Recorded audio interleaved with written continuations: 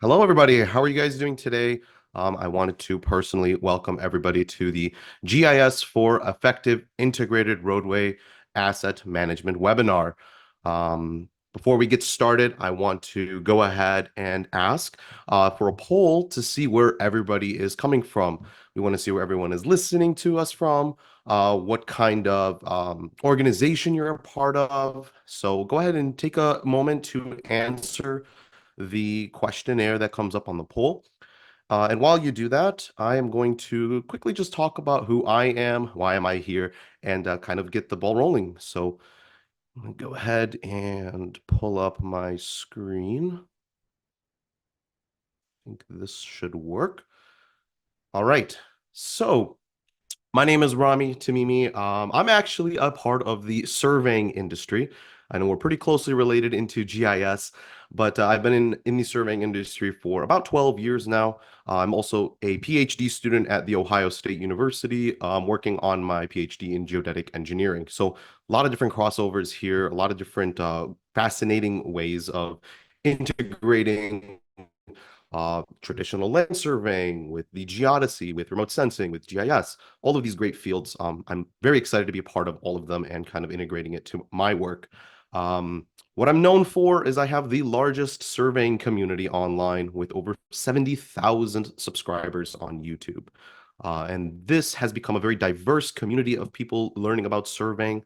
So we have GIS professionals, we have people in the drone industry, as well as surveying students. And so for me, the biggest thing was I wanted to congregate everybody into one place. And that is kind of where we created the Survey School. So the Survey School has become a hub for knowledge for people to learn about surveying. And so we have dedicated coursework and community gatherings online. This is a map of where all of our students are. We currently have about 100 students from various different disciplines throughout the mapping and GIS world. So everyone's just trying to learn about surveying online. We have great partnerships with different companies like DGI, IMLID, and GeoNet, providing our students with free software and hardware. So we're very, very lucky to have a lot of support from the industry. And our community members have a great opportunity to collaborate with students from around the world. So Champlin here is talking about some projects that he's working on. Here we have Hewell, he's talking about some of the projects that he's doing. And Joel, he's doing some traditional survey work, going in and talking about the construction staking he's doing. So our school is definitely a community for anyone to join, and anyone is welcome. So definitely check out thesurveyschool.com if you're interested in learning more about traditional surveying or even advanced level surveying. We have tons of great content there for everybody, and I look forward to seeing you guys there. That's all I have. I definitely want to thank all of you. Let's go ahead and take a look at the results of that poll that we all took. And we can see majority is local government. We do have some state government, but a couple of industry folks. So welcome to everybody. We have a astonishing 98% from the United States. However, we do have some viewers from Canada and South America. So welcome to everyone. And then your municipality size is, pretty average. Everyone is, we have some that are under 25, some over 100. So pretty diverse there. So very cool. Glad to see everyone that is here. I'm going to go ahead and hand it over to Ryan Nosek from Esri, and he will begin with the first presentation. So, Ryan, floor is yours. Right.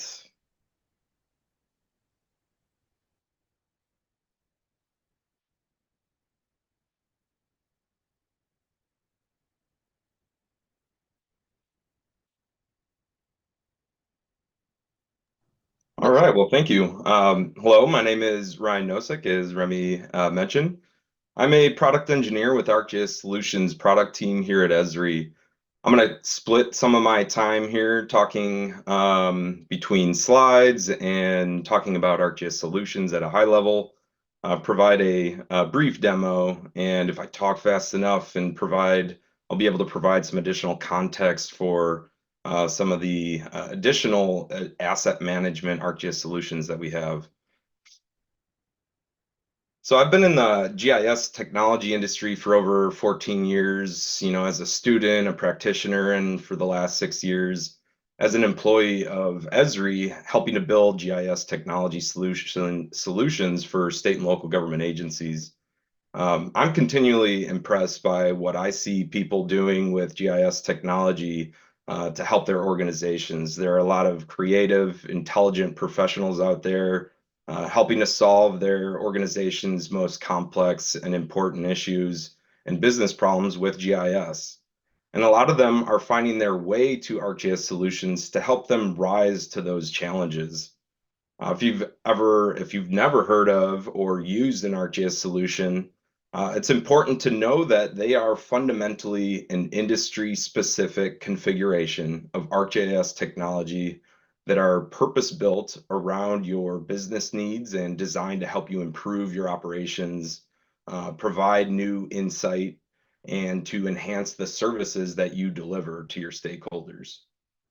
So you can deploy ArcGIS solutions in minutes and get them up and running quickly with your ArcGIS organization's infrastructure, which really acts as a force multiplier for you, helping you transform the use of ArcGIS in your organizations and really maximizing your time and investment in location-based data and technology. All of these solutions are fully supported with your subscription to ArcGIS, and they come with extensive instructions on how to use and configure each solution to meet your organization's specific needs. So I want to take some time real quick to show the ArcGIS Solutions app.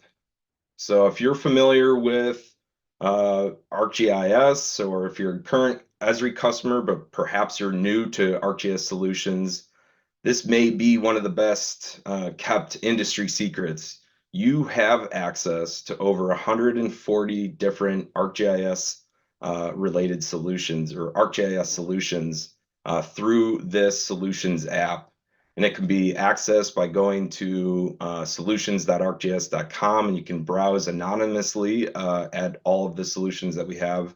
Or as a logged in user, you can access it through your organization's app launcher. So if you were to come into your organization and click on the Solutions app, that'll bring you to that same gallery that I was just in.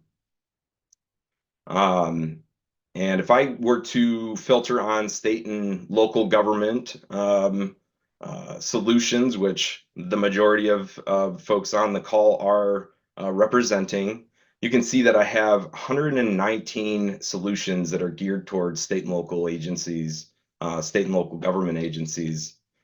Okay, so this may not be a secret or news to maybe a lot of you, but we often get surprised reactions from customers when they learn that their ArcGIS subscriptions come with access to all of these solutions.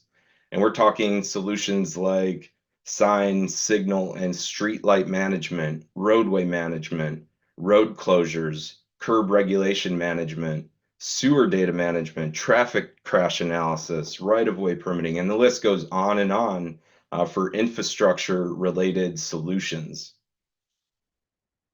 So for roadway management, I want to first demonstrate how easy it is to get this into your organization. So I am a logged in user currently, and all I need to do right now is to click Deploy Now.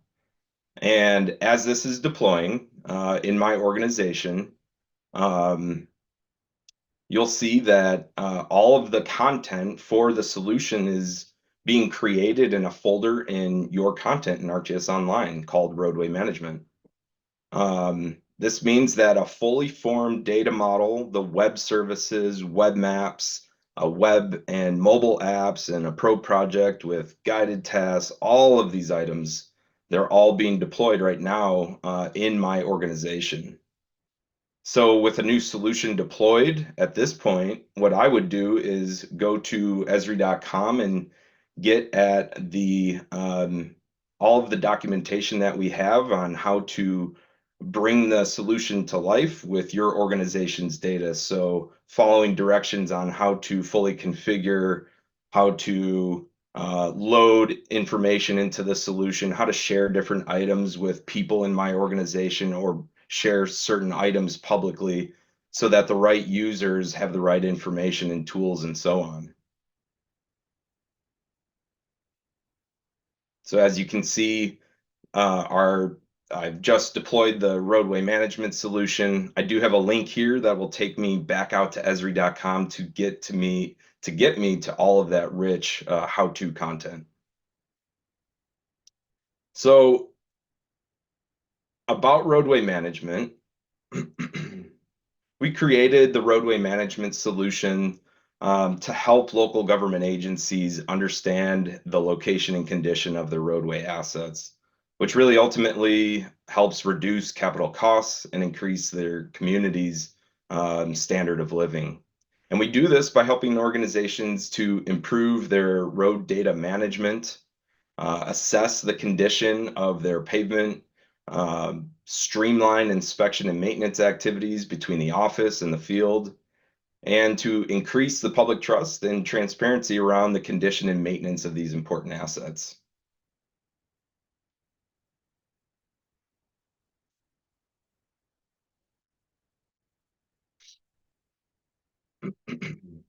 So what is depicted in this diagram is all of the same content that we saw get deployed in my organization. So you'll get a collection of focus maps and apps that are really designed to work together as a comprehensive system with apps, tools, and workflows for specific users, again, inside and outside of your organization. So we include a pro project to help GIS technicians load and transform your organization's data to work with the data model that we ship and support in the solution. O&M managers can access the Roadway Management Center, for instance, where they can view and manage their asset inventories. And in roadway management, we actually have 4 different assets that are a part of this solution. So that includes guardrails, traffic calming devices, pavement markings, and of course, roadway characteristics. And through the Roadway Management Center, they can also assign work to field staff, they can monitor maintenance activity, and triage incoming service requests. And transportation engineers and maintenance staff, they also have access to apps to help them find assigned work tasks, record maintenance activity in the field, report issues at speed, or also conduct pavement condition assessments. And while we don't have time to show everything in the solution today, I do want to share the 2 different pavement assessment workflows supported by the solution and how the results of these assessments can be shared. So as I mentioned, the roadway management solution provides 2 different methods for capturing pavement condition. And one of those methods is through the Rapid Pavement Assessment Quick Capture Project. And let's see if I can be well coordinated on sharing the right content. There we are. So this mobile app configuration provides an economical pavement assessment option requiring minimal additional training for your staff and can really help organizations quickly gain a high-level understanding of the overall condition of your road network. And as observed, again, by the operations and maintenance staff that are most familiar and traversing your road network the most throughout your community. So as an O&M staff traveling as a passenger in a work vehicle, I can access this app. And as you can see, I'm currently driving around right now while I'm on this webinar. But as I'm driving these different roads, I can select a button and I'm now beginning my rapid pavement assessment. And I can see that this information is starting to stream what I'm considering is an excellent or new construction. And so with each button press that I choose to change my assessment of the road at that time, I can now see that I'm going to start recording a different pavement observation for that area. And I can also, while I'm again recording, streaming an observation for my pavement condition score, I can also take a photo of things that I see out in the field, while I'm driving, or while my coworker is driving, of course. And all of this information is being captured and being sent back to the office in real time so they can see where I'm at, what I've assessed, and what the results are. And so while these assessments can provide really nice high-level insights, the results of these rapid pavement assessments can't really be broken into more granular information about the types of distress on the pavement, information that's ultimately needed in order for you to properly determine rehabilitation or reconstruction activities on your roads. So for that, we have the roadway management solution includes a series of apps that'll help you record pavement distress information and conduct asphalt, concrete, pavement condition assessments, resulting in a PCI score. So a PCI is a statistical measure of pavement condition that is often used by organizations to help determine a pavement preservation or rehab strategies within their pavement management systems. But before a PCI is calculated, you have to record detailed pavement distress observations, and you have to record that associated with a survey unit. And these distress observations, once they're complete, a PCI is calculated using an equation that combines the severity, the extent, or the measure of those severities or of those distresses that have been observed, and the relative importance of that type of distress. And that will eventually result in a deduct value for each distress type and severity. So the sum of all of these deduct values are simply subtracted from 100, and that result is a PCI. So this PCI inspection included in the roadway management solution simplifies the data collection and recording activity and automates the steps to calculate that final PCI for your survey unit. So to get started, I'm in the PCI field map, where I can access all of my survey units and view previously submitted information or previously submitted PCI surveys. If I click on one of my survey units, I'll be presented with a button to launch a new PCI survey. And if I would have clicked on an area where I had more information, the survey unit, section number, branch, road name, location description, etc., are all different attributes that you can define on your survey units.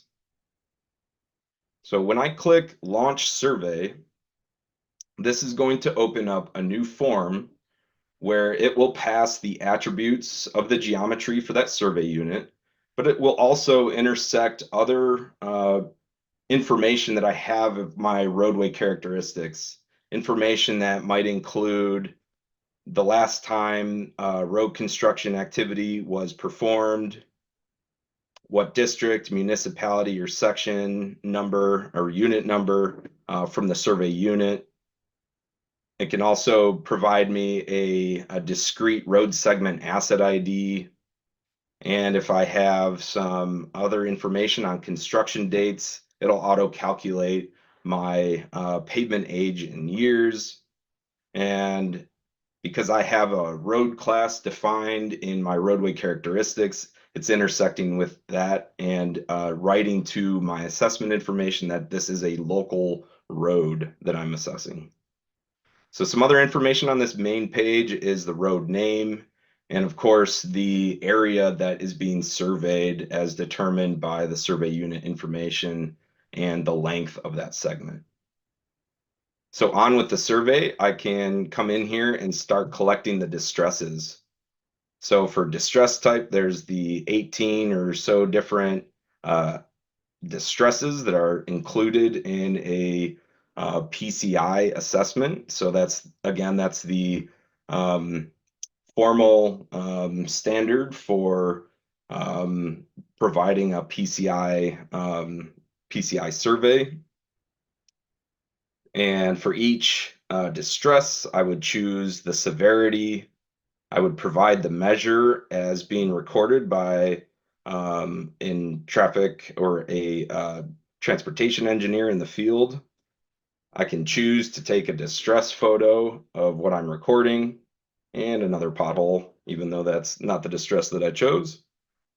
And as you can see, as I add different distresses, it's starting to summarize that information at the bottom of the survey. I can also use this map to very specifically zoom in to the actual location of where I'm describing that issue. So as I add distresses, all of this information is going to be affecting my overall PCI score once I get through with all of my data collection for that survey unit. And the map that I have here is also helping me kind of describe what I've already collected as well. So once I've collected all of my information, I can now see that I have a calculated PCI for this survey unit, including a PCI rating of poor, and I can submit this back to my agency.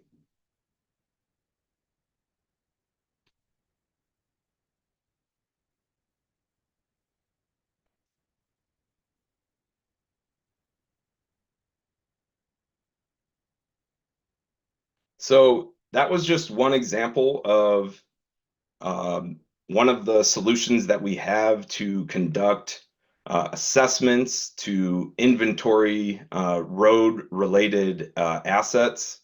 But really, we have a large list of solutions that I was kind of alluding to earlier, looking at that ArcGIS Solutions Gallery that are available to help you manage your roadway-related asset information. Roadway management is just one of many ArcGIS solutions and examples that many of our customers are using to help them manage their underground and visible assets. So these solutions, the takeaway that they are all included in your ArcGIS subscription. And all of these solutions that we are depicting today or talking about today have one or more capability that will help you to create an authoritative asset inventory, to understand the asset condition, to inform and engage the public, and to help you coordinate capital improvements and expenditures, as well as a growing number of solutions that will help you respond to and monitor real-time events involving vehicle operations. And a really brief, how did we get here and where are we going? We've been doing asset management, ArcGIS solutions for a while now, and it's come a long way from our simple asset inventory solutions. And over time, we've heard your feedback from users and got more engaged in your work to grow the offerings that we have today. And it's pretty exciting to see what lies ahead with AI and machine learning and virtual assistants in ArcGIS and how we can enhance our solution offerings to help you as users of the solutions to do your work. So now I'm going to turn it over to Patrick Whitford, and he will discuss the use of geospatial technology for improved asset management and decision making. Perfect. Thank you so much, Ryan. I will share my screen.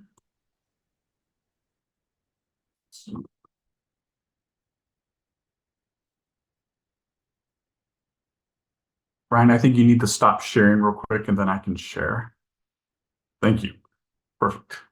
All right.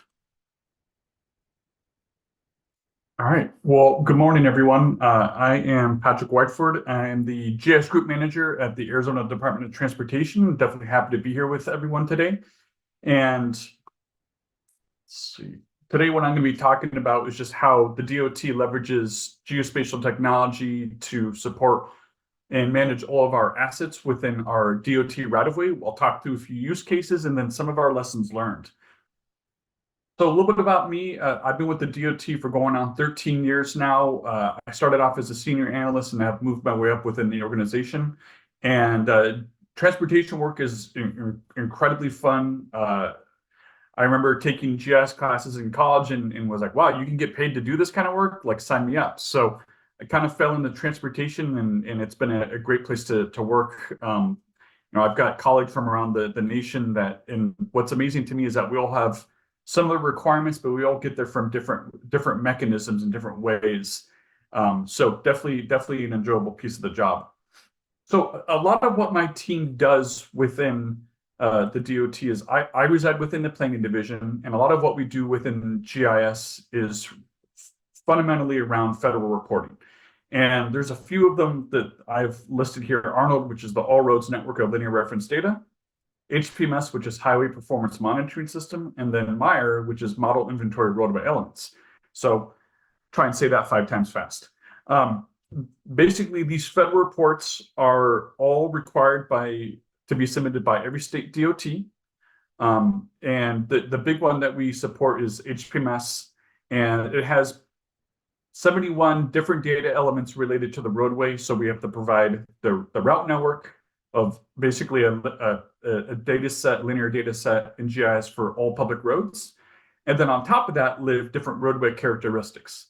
Now, we are an Esri shop, so we use Esri products to manage all this data. And specifically, we use an extension called Roads and Highways to manage what's called our route network or linear referencing system. So this is what drives a lot of what we do. This is essentially the why, if you will. So I want to kind of tell you a little bit of a story as far as the DOT's perspective related to asset management. And it wasn't too long ago that the quest for finding good data was a challenge.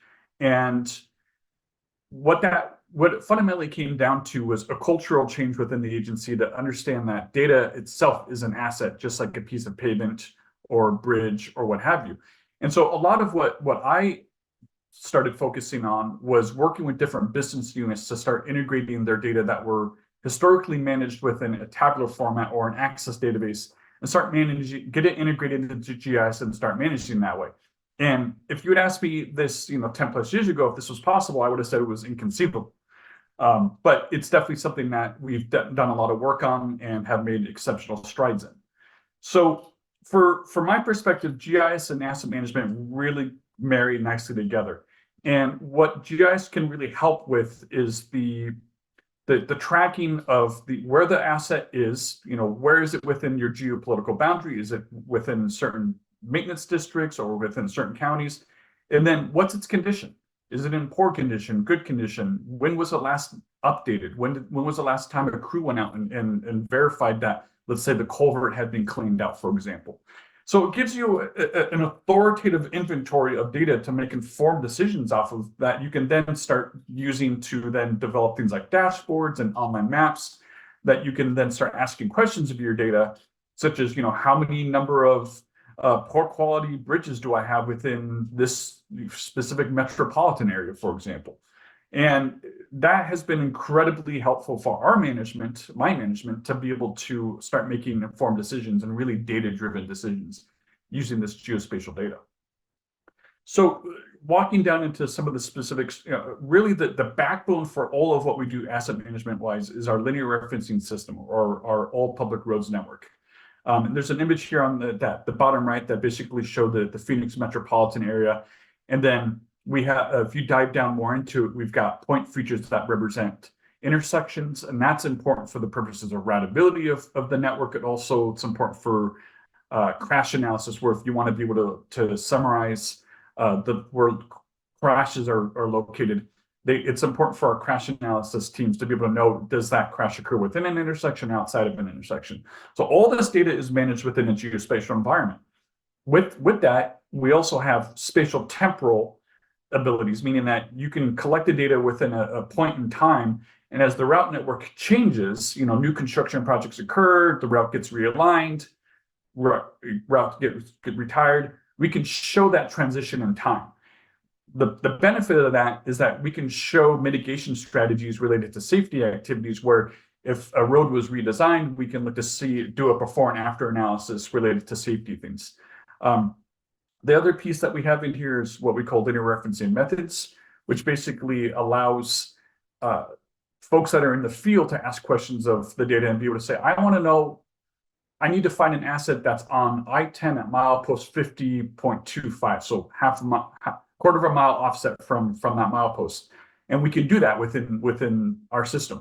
And that's incredibly important for the field crews, also important for the asset management teams internally back at the office to be able to locate data. Because most folks don't know how to leverage a latitude longitude. That's great for the GIS as an attribute, but unless you're out in the field, it's very difficult to know where that is. So including that human understandable element is incredibly important and something that we leverage within the GIS. So here's just an example of like what our network looks like. It's basically a combination of what are called center lines. Those center lines are used to develop the routes, and the routes have attribution related to the road name. And then data, or what we call events, live on top of those routes that represent different roadway characteristics, such as number of lanes, pavement condition, bridge location, so on and so forth. So moving on to other other asset management pieces, we do collect an inventory of pavement data and condition data in 10th of a mile segments for the entire state highway system within Arizona, plus the national highway system, the NHS. So it's an incredibly large data file. It has incredible amounts of detail that are used for federal reporting, but also for our pavement teams to manage the pavement condition.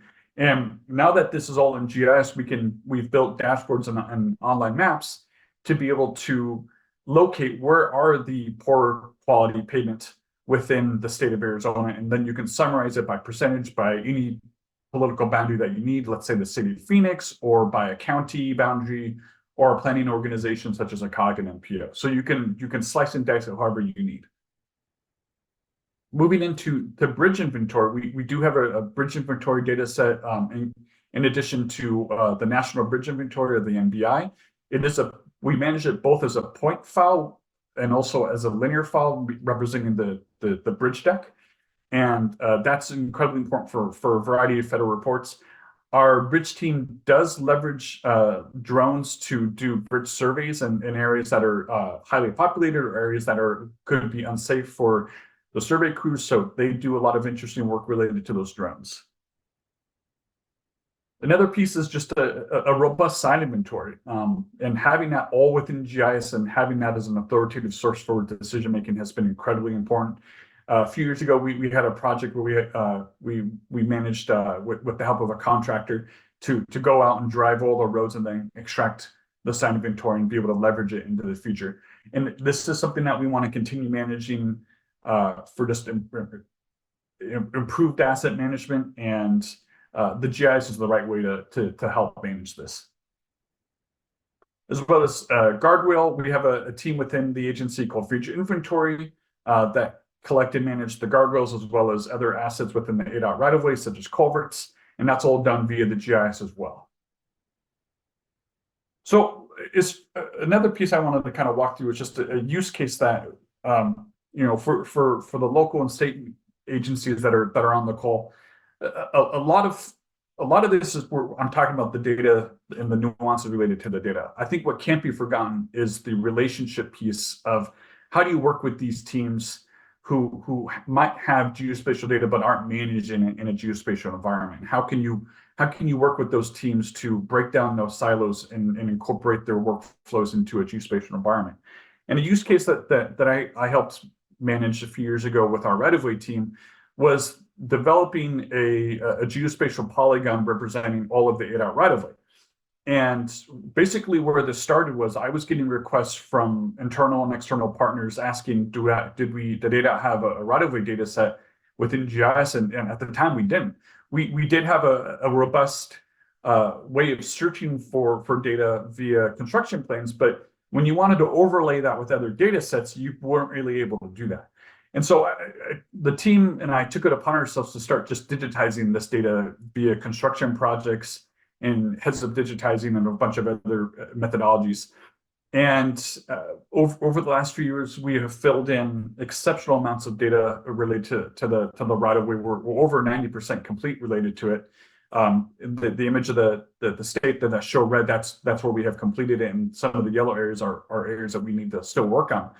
But this has been incredibly helpful for the DOT to be able to look at areas where we need to purchase land for the purposes of new construction, or where are there easements, where are there turnbacks, let's say, back to local agencies, or buybacks from local agencies. It's been incredibly helpful.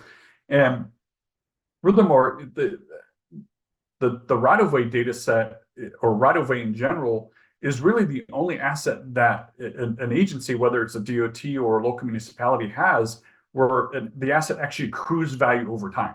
Every other asset that we have deteriorates because it's a sign or a piece of pavement, and you have to constantly invest in it. It's not so much the case with when it's referring to the purchasing of the land. It's always going to increase in value over time. So this has been incredibly helpful for us to have that single inventory all within the GIS. Now, furthermore, a lot of what we've done within Arizona couldn't have been done without our statewide data clearinghouse, AZGeo. Now, AZGeo is a Esri hub site in the background, and it allows for the ability to share data openly or via a login and password. And this has been incredibly helpful for us because it has improved our data discoverability within the state, irrespective of the DOT. Since this is a site that is leveraging more than just state DOT data sets.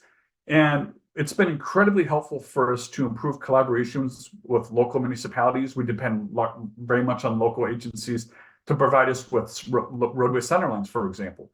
Since they're the authority, we leverage AZGeo to help with the amalgamation of that.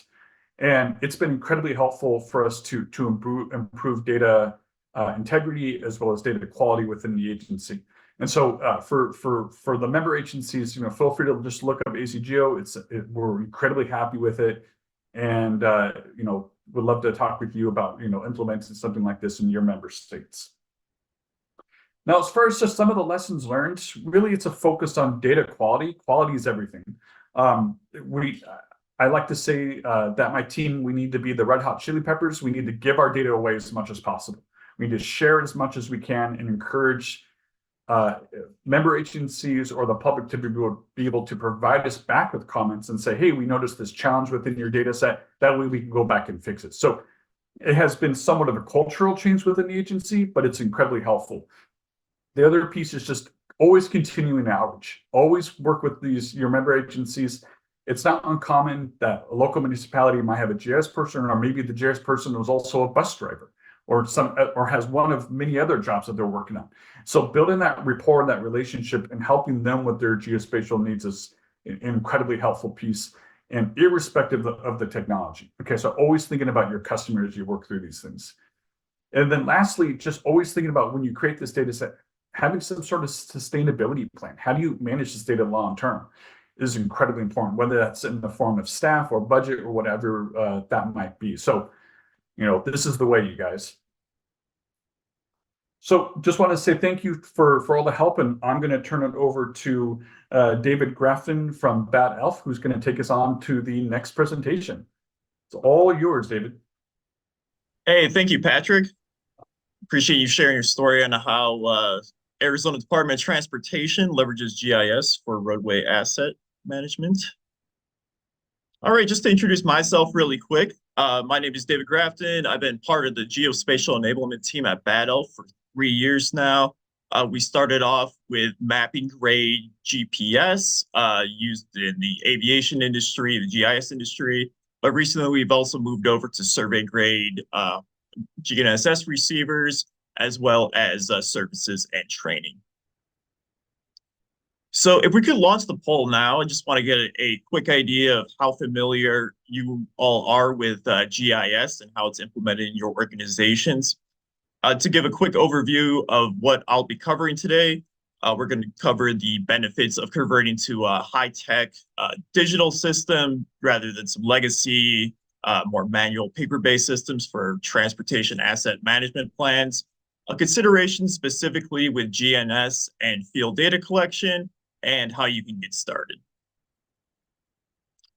So first off, what is a system of record used for these transportation asset management plans? So a system of record is a comprehensive system designed to streamline and optimize the entire process of managing these assets within a state local government jurisdiction.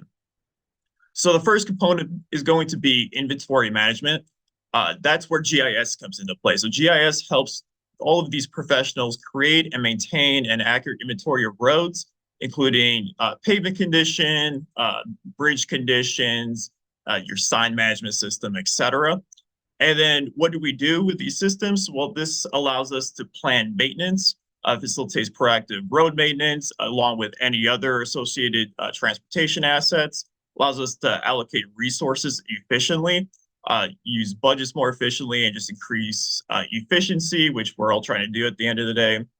It also facilitates compliance and reporting. If you have a very comprehensive system, especially with ArcGIS solutions, it makes it much easier and quicker to generate reports, documentation, as well as when you are generating the assets themselves using standardized forms with required fields, etc., to just improve the quality of your entire system.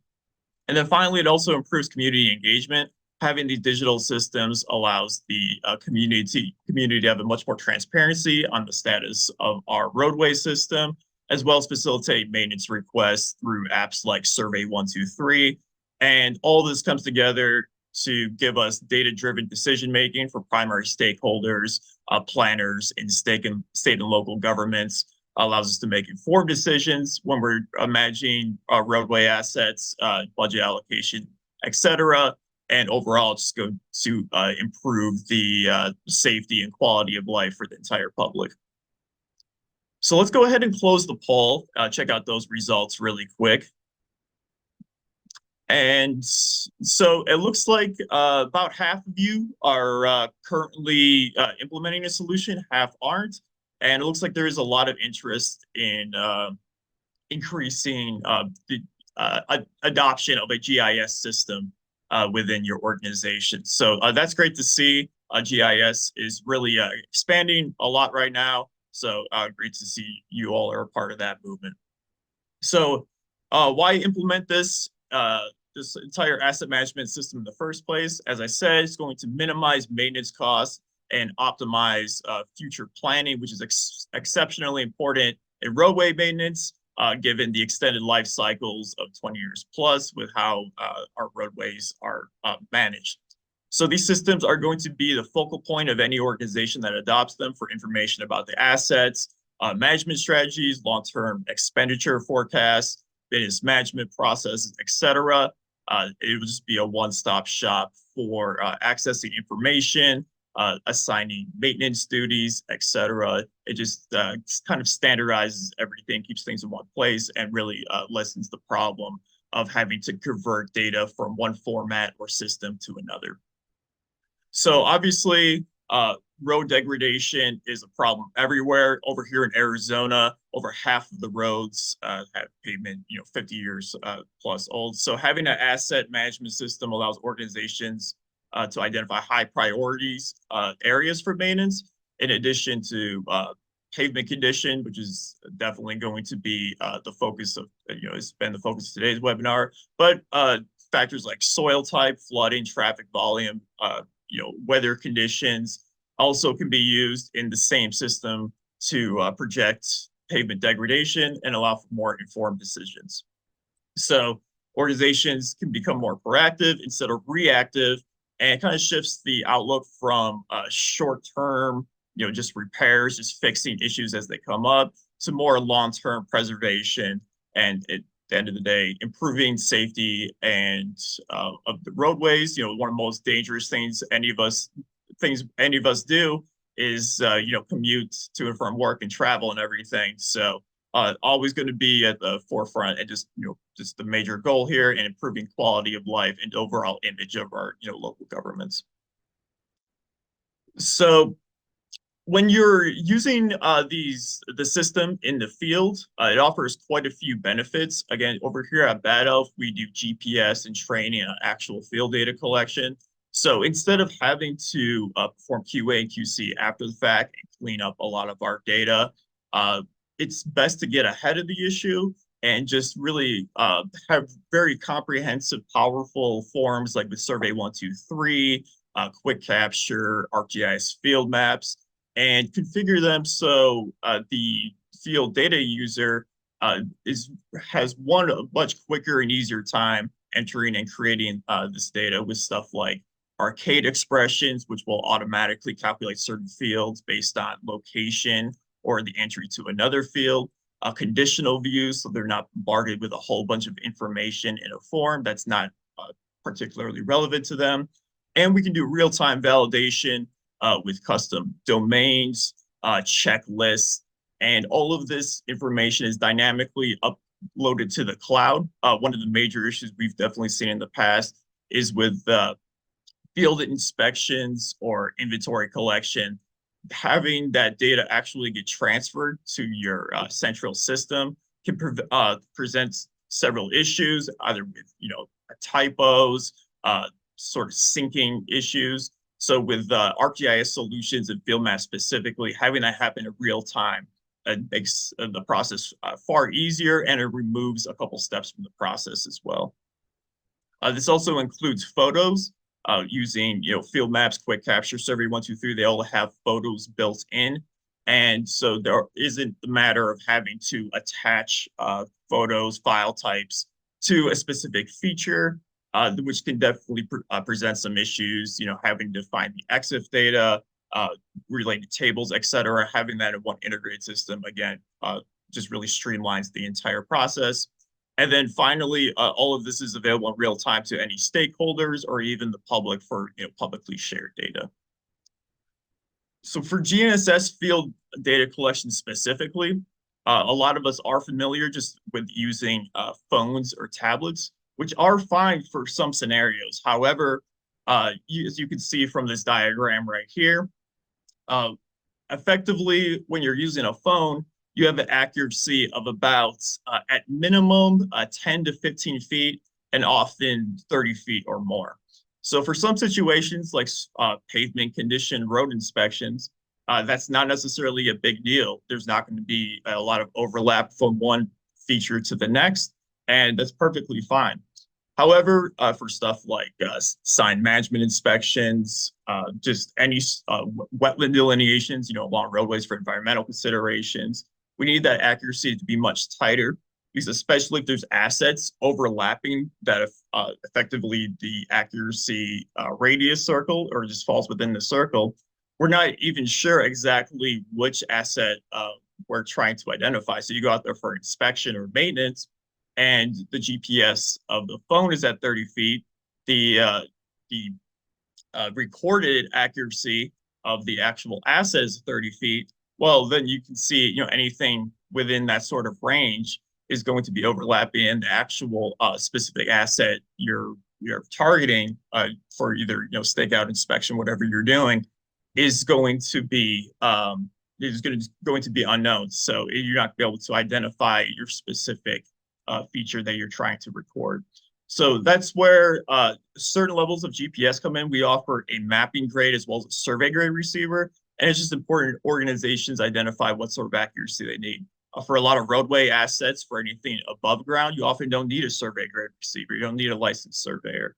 You can go ahead and leverage a more handheld sub-meter sort of unit that will go ahead and eliminate these problems, but you're not overly bombarded with RTK subscriptions for real-time corrections, or just the cost of the upfront hardware itself, or complexity of using the device.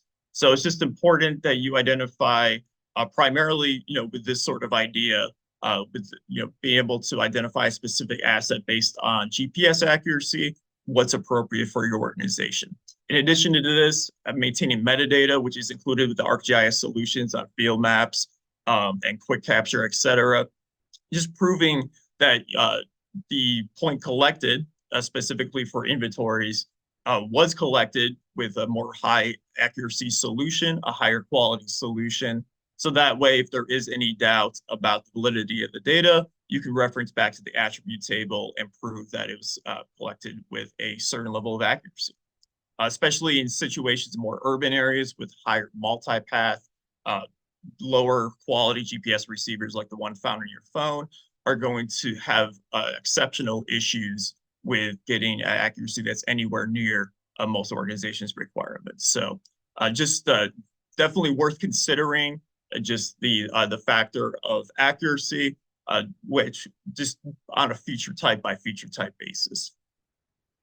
So just for an overview of what these inspections look like, it's not just pavements quality all the time. It might start out that way, but you also want to consider collecting guardrails, pavement markings, traffic calming device info, and you might want to combine these solutions with bridge inspections, environmental delineations, and more. Again, this can all be combined with ArcGIS solutions just for pre-configured forms, for Survey 123 Quick Capture, and we're certainly here to help you configure that as well for anything customizable for your organization or training for the actual field crews so they can leverage this as quickly and as efficiently as possible. So for the last time you may have looked at implementing one of these solutions, technology has advanced quite a bit, specifically in the area of GPS. These GPSs, as I mentioned, have become much more affordable and accessible. Previously, high accuracy location information was limited to more registered surveyors, people who were invested in this technology for a living. However, at this point, there's many low-cost solutions just allowing you to get a higher quality data for not a major investment. Again, you don't have to necessarily subscribe to a service or anything like that to get quality data for what you're implementing into your system. In addition, as Bentley will touch on here in a second, AI image recognition is improving extremely rapidly. So with AI, as I said, image detection, being able to use cameras on vehicles, automatically identifying conditions, signs, etc., definitely reduces cost and may even remove the need for external GPS in some situations. So how do we get there? Again, just for implementation, we want to keep it as straightforward and seamless as possible as we first start implementing these solutions. That means don't collect more assets than are initially necessary, and just implementing the kind of hardware that you need, not necessarily in the long term, but for the short term at least, for collecting all of this data. So you don't necessarily have to go out, jump in, get a massive, expensive survey grade receiver. Just fitting your field crews with easy to use mapping grade devices, giving them straightforward forms, pre-configured, is definitely going to improve adoption and overall just improve your inventory. I've seen organizations, they try to do way too much too early. It's just a matter of keeping it simple and realistic as far as your processes for how you actually implement this system. So just to give a quick overview of what options are out there, I'll just use the Flex and the Flex Mini as an example. But this is your survey grade receiver on the left. As you can see, that gets 1 centimeter accuracy, which is great for vertical elevations, especially for some bridge evaluations. But often this is outsourced to more professional land surveyors. We've seen a lot of local government organizations go with more of the mapping grade standard, where you can either get approximately 3 to 6 foot accuracy, which is great for a lot of above ground assets such as signs, or you can connect to a network and get sub-foot accuracy for those situations where you need just improved confidence. So that could be like delineations, anything below ground potentially as well. But these systems are much more affordable as well as accessible to the average consumer. So to talk more about all the awesome technology advances in roadway inspections, I'm going to send it over to Glen from Bentley Systems. Thanks.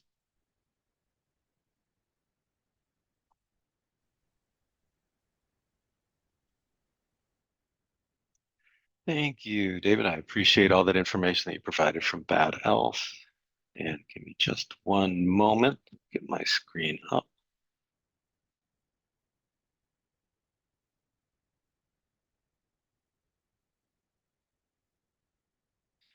So hello, my name is Glenn Franklin. I work in Bentley Systems. I have a previous background in mobile LiDAR collection on large scale, and also data processing, UAS data processing, and then subsequently taking all of this data, this reality data, and taking it, turning it into GIS data and also hosting this sort of data. Specifically for this, I just wanted to talk about how we can take reality data, or we could take just average data and go from not nothing, but something that's hard to extract and figure out a good workflow of then turning it into something that then becomes GIS features, hosted GIS features, and even consumable features.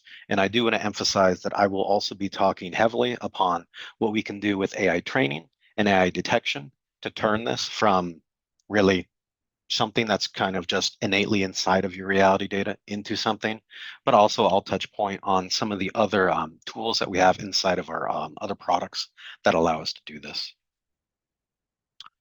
I do want to give a little bit of context when I'm talking about reality data, when I'm talking about GIS data, and I'm talking about BIM data, CAD data, all of this sort of data. I'm really emphasizing that we're having a digital twin. I'm sure many people have heard of this, but it's our digital representation of all of our sort of information. And it's really split for us for Bentley, but really in total in 4 massive steps. For one, you need to make sure that you acquire your data through whatever remote sensing tools you have, and then it's processed and it's ready. And then at that stage, when you have it ready, you're going to be doing something with it. You're going to be extracting either by manual methods, semi-automatic, automated methods, even AI detection methods. And at that stage of the game, there can be further analysis. But then you're also going to be taking that data, and you generally have some sort of need to save it, to host it. So whether it's on some sort of on-premise solution, whether it's an export format into known open source formats, or it's even a step further. You're taking that data and you're creating something that can be hosted and consumed not only just in your applications, but in other applications later.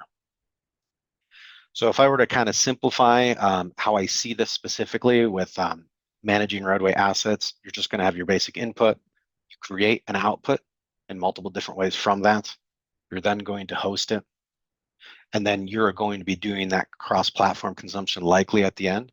I would say, it'd be fantastic if everyone only uses one software. We're well aware that there's multiple very powerful softwares, and we want to make sure that throughout this whole process, we have as good interoperability between the work that gets done in Bentley systems, and also if there's some sort of trade or shakeoff point where we're getting this data elsewhere to other products.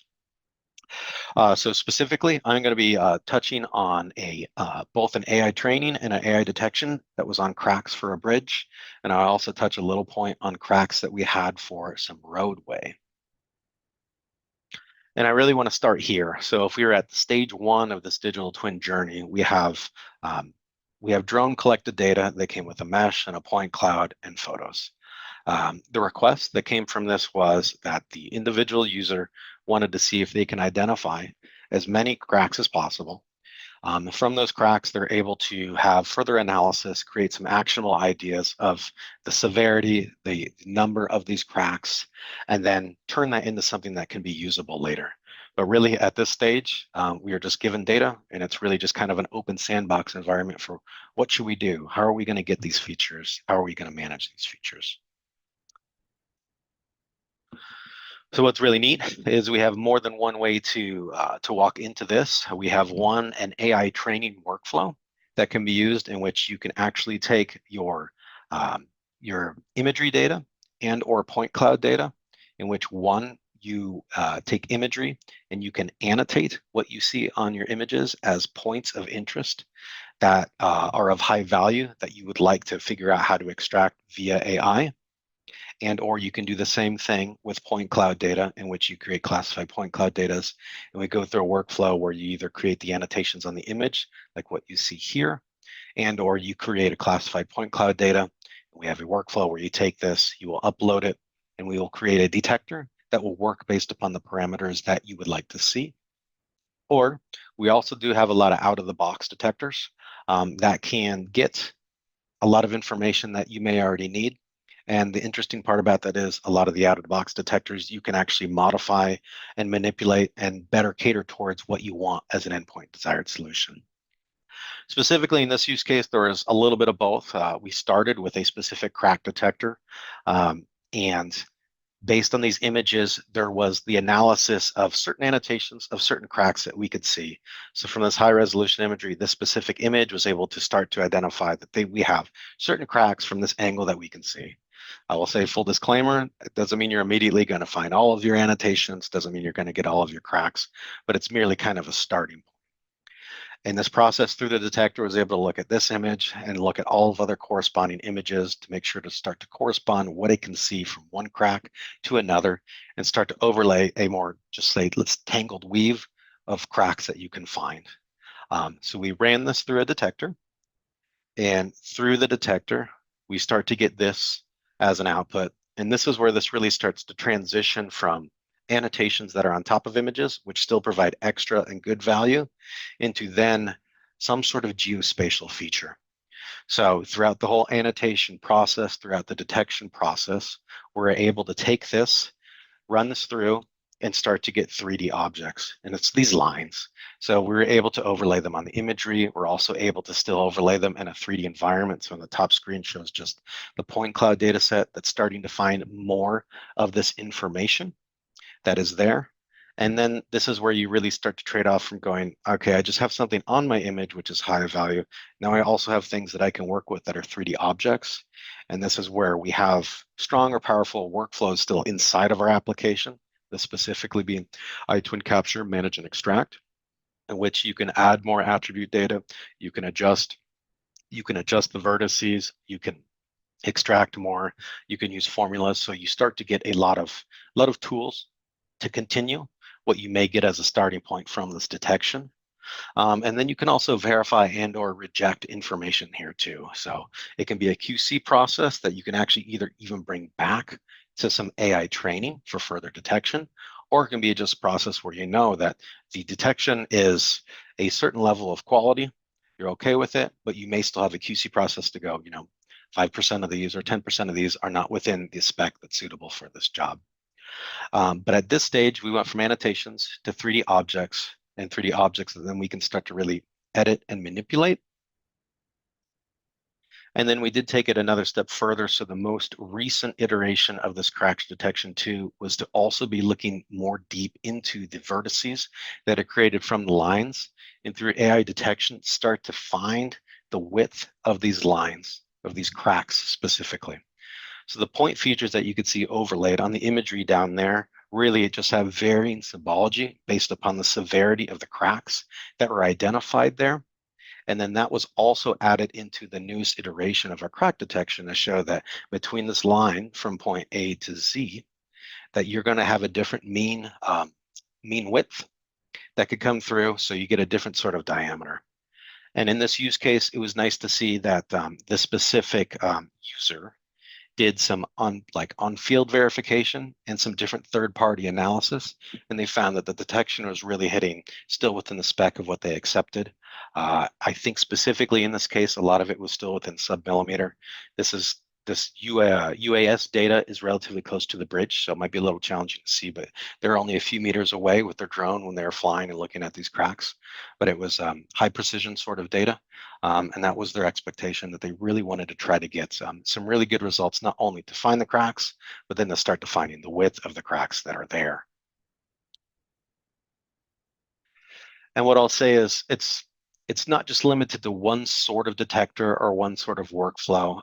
This is still, I would say, a subsequent, a little further down the road process where the user actually was only interested in seeing the vertices of where certain widths are. And then from seeing the width there, you can do some field calculations, and you could find this is about how much mass is necessary to try to fix a bridge in this specific area. It could also be labeled, it could be interpreted.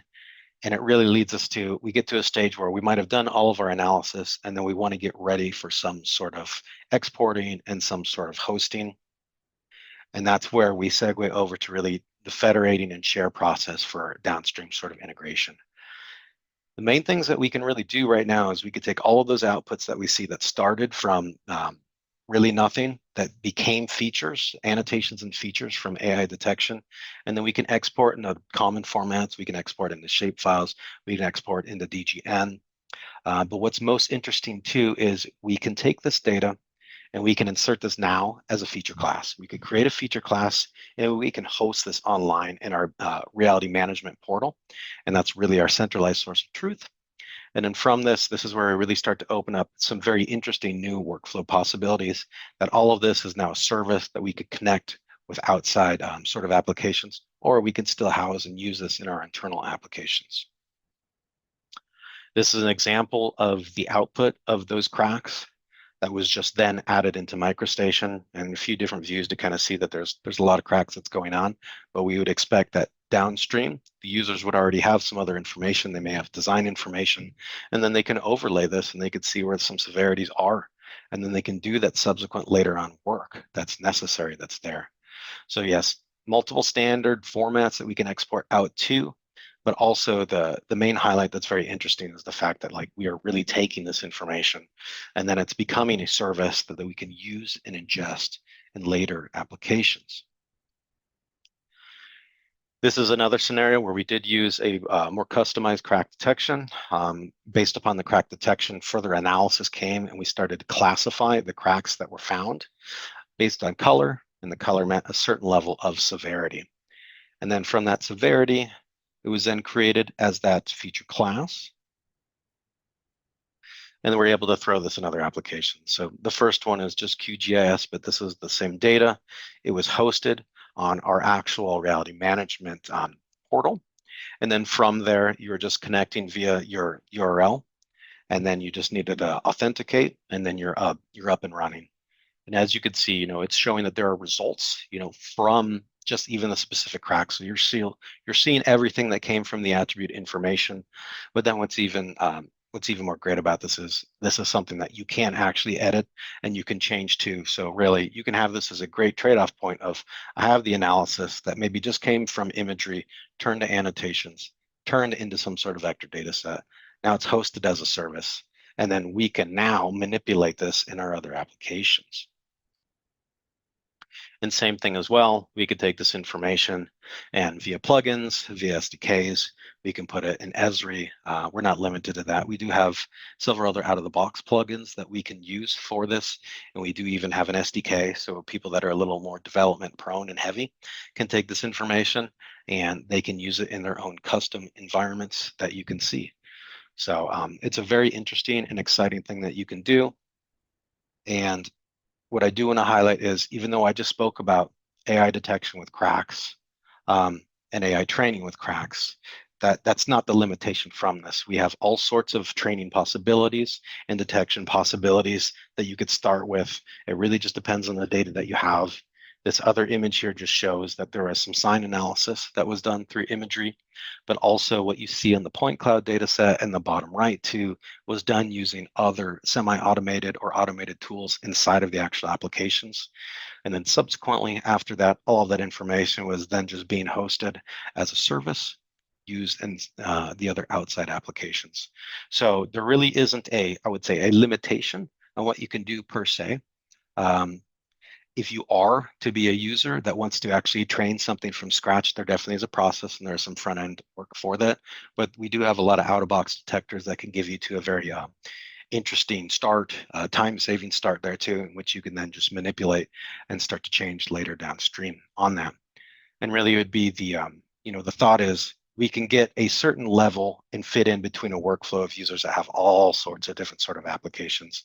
Perhaps they only want to stay in one application, but that's not really our goal. We want to make sure that we could kind of fit in at whatever important, I would say, stage in a more comprehensive workflow is. So then that specific user can take that information and roll with whatever maybe well-defined workflow they have in the future. And with that, I want to say thank you, and I want to invite all of the other panelists up so we can talk for our Q&A.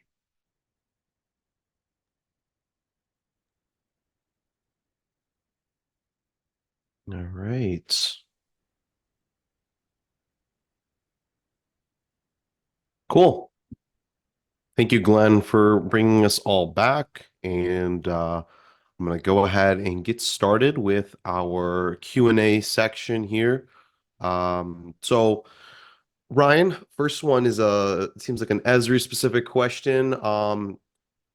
Charles wants to know, can you Can a Esri solution be deployed within their own enterprise environment, and can the underlying tables be moved to a registered SDE database? Yeah, great question. One that we get asked often.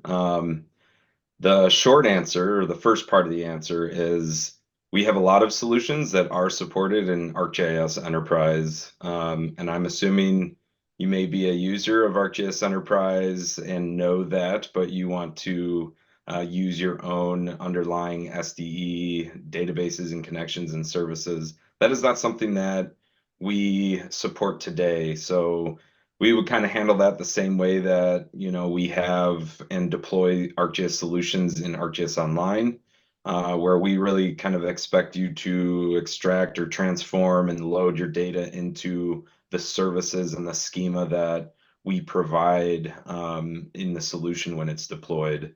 We have a lot of customers that end up deploying that solution. Maybe they get inspiration from it. And maybe they skin a lot of the workflows or wherever they can, against their own, enterprise SDE database feature services or web services in their enterprise. But the short answer is we don't support that out of the box today to deploy an enterprise and then reference specifically your SDE database connections. Do you happen to have the URL for the solutions page? I do. Maybe we can share that with all of the viewers. Let's see if I can put that in here. If you can go ahead and just put that in chat, and then we will share it to the entire audience. Thank you. Okay, great.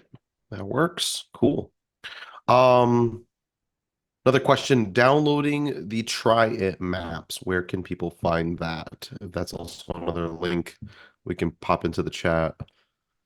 Yeah, so what I was demonstrating today is just an organization that we have within Esri to provide some demonstrations internally, right?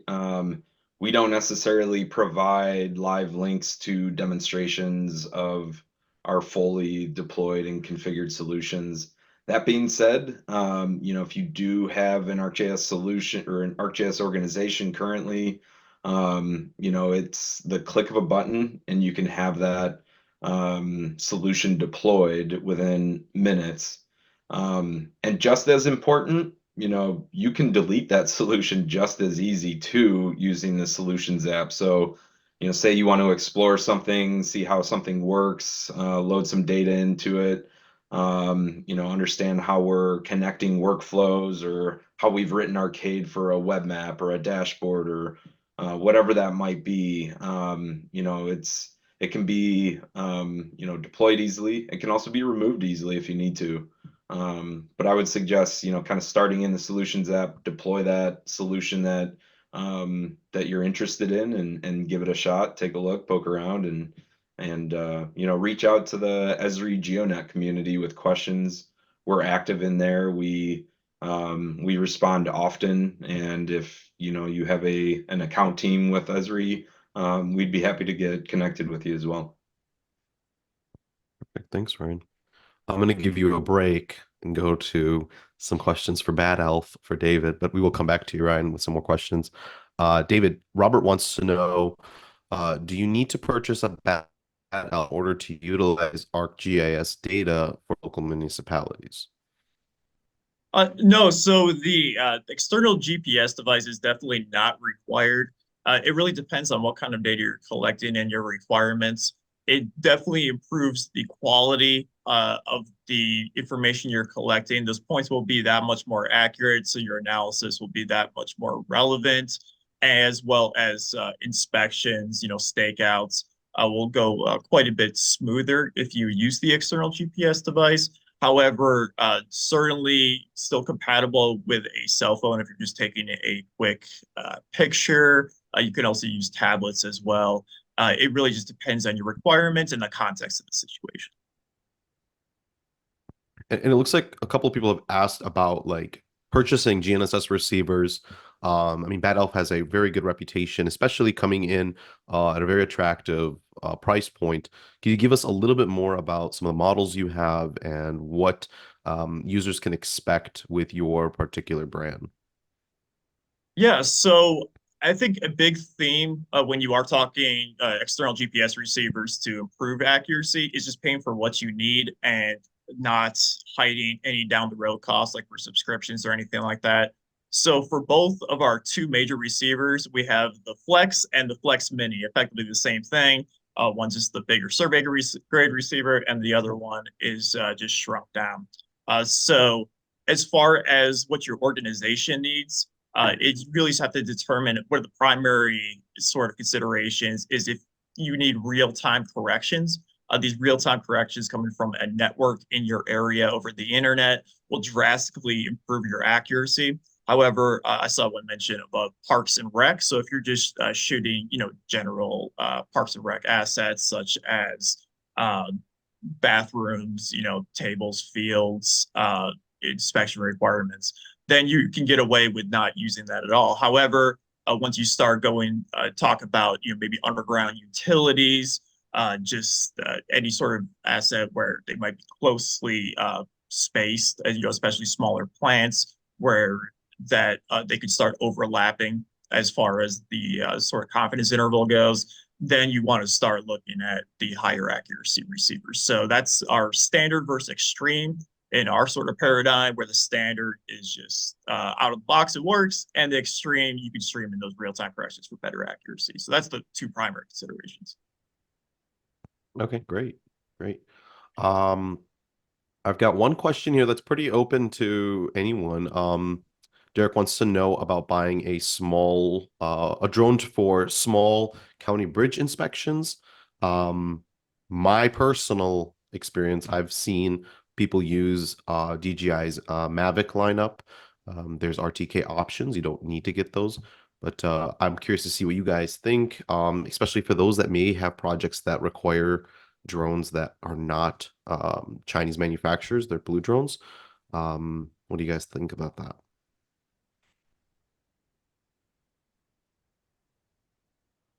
So I would second and say I've heard lots from my users that specifically do bridge inspections that they love the DJI. So there's many versions of that too as well. Um, but in all truth, it's a really open-ended sort of question on how you want to try to best interpret this. What your budget is, what your price point is, what kind of cameras you'd like, what sort of results you want to get. So I can't give a dedicated this is what you would like.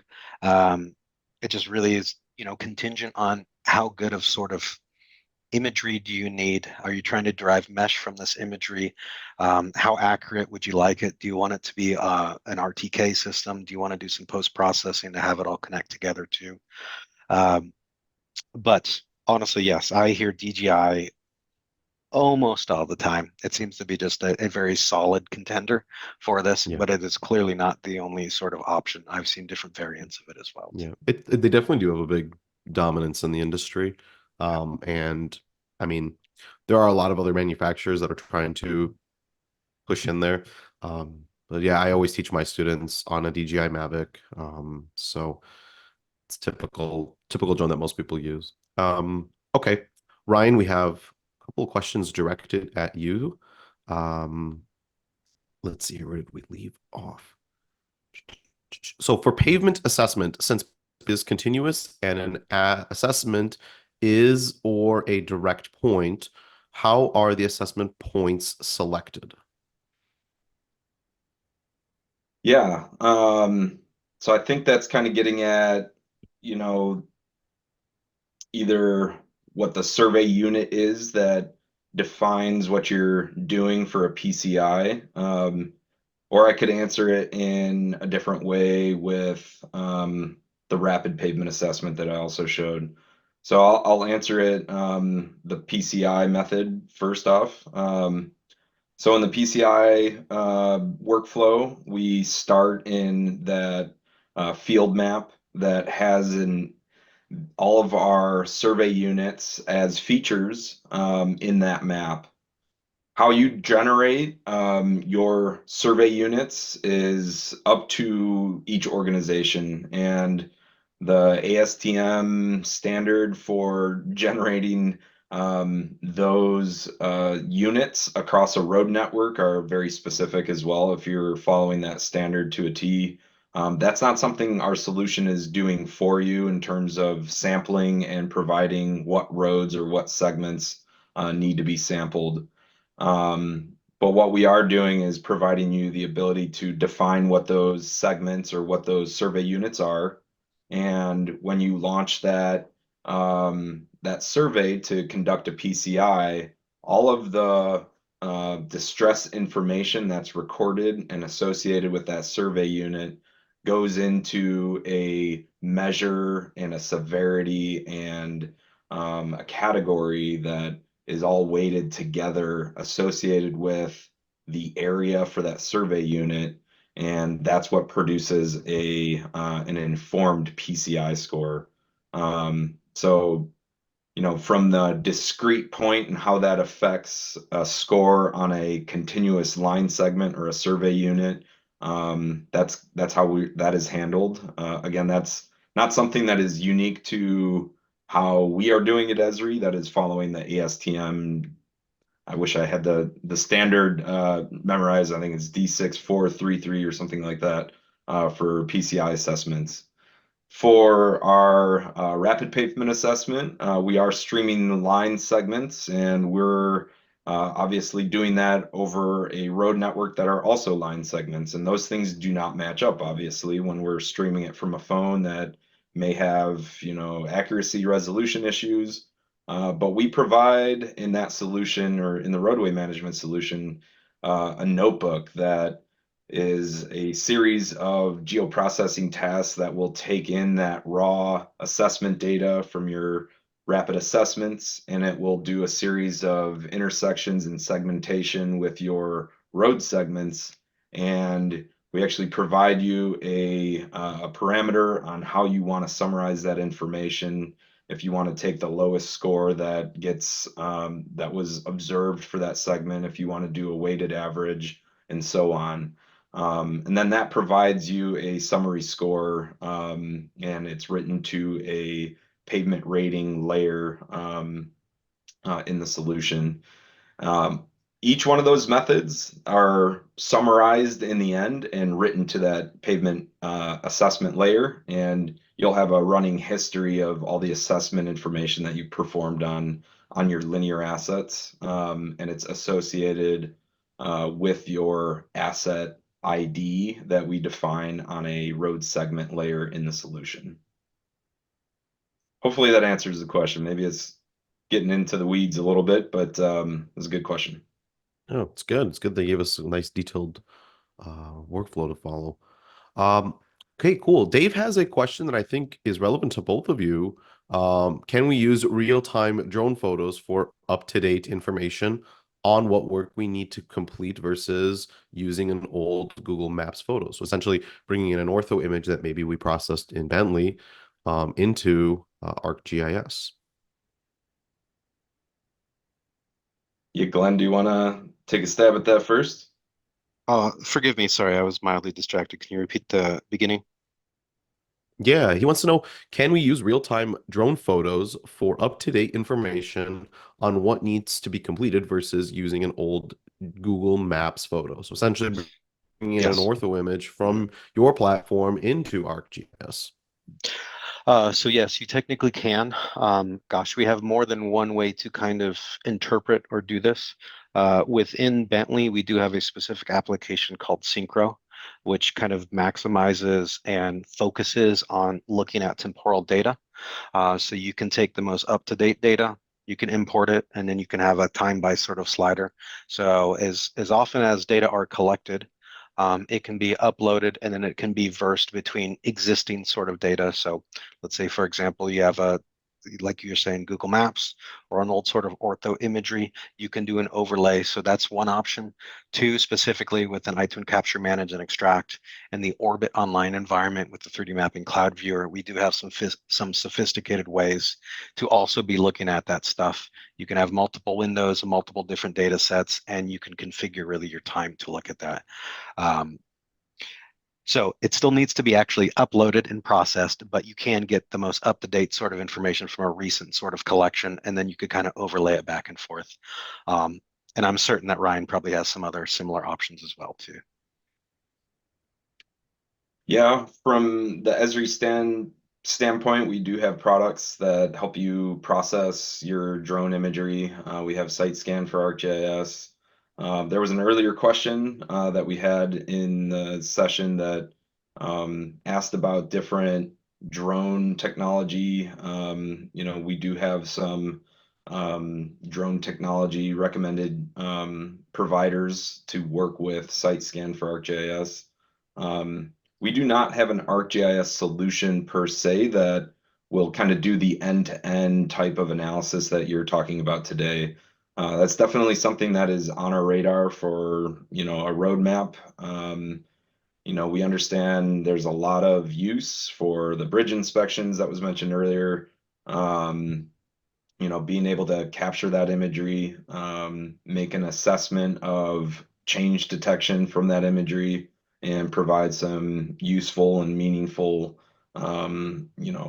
action-oriented information to end users is definitely something that we're interested in, but don't have anything in the ArcGIS solutions gallery for that today for an end-to-end solution.